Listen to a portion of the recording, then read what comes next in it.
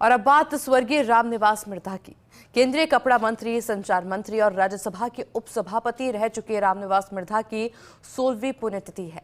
नागौर के कुचेरा में जन्मे रामनिवास मिर्धा ने कई अंतर्राष्ट्रीय सम्मेलन में भारत का प्रतिनिधित्व किया। रामनिवास मिर्धा व्यक्तित्व की पाठशाला और राजनीति के पुरोधा रहे हैं। रिपोर्ट देखिए। रामनिवास मिर्धा राजस्थान की राजनीति में किसी परिचय के मोहताज नहीं है। उन्होंने अपनी कार्यशैली से देश के राजनीतिक पटल पर एक अलग पहचान बनाई। प्रदेश और देश की सरकारों में कई महत्वपूर्ण विभागों और मंत्रालयों की जिम्मेदारी संभालने वाले रामनिवास मिर्धा ने कई संवैधानिक और सामाजिक पदों को सुशोभित किया।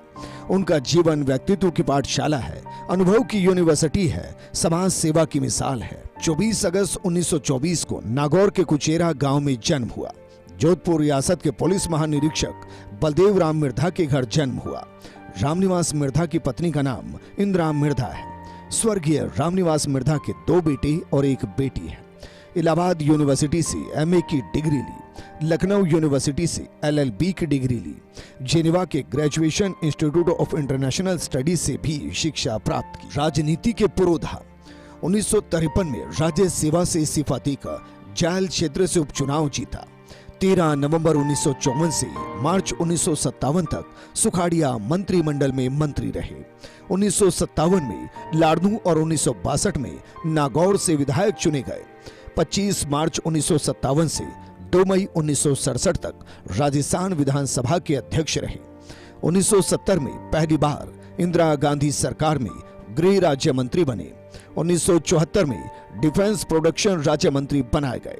1975 में नागरिक आपूर्ति एवं पुनर्वास राज्य मंत्री बने। 1977 से 1980 तक राज्यसभा के उपसभापति भी रहे। राज्यसभा में प्रिविलेज कमेटी के चेयरमैन भी रहे। 1983 में सिंचाई राज्य मंत्री और 1984 में विदेश राज्य मंत्री बने। 1984 में पहली बार नागौर से लोकसभा सांसद बने। 1985 में संचार मंत्रालय में पदभार संभाला। 1986 से 1989 तक राजीव गांधी सरकार में वस्त्र मंत्रालय भी संभाला।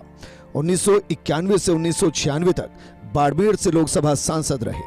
1993 से 1997 तक यूनेस्को के एग्जीक्यूटिव बोर्ड मेंबर भी रहे। इंडियन हेरिटेज सोसाइटी के अध्यक्ष भी रहे।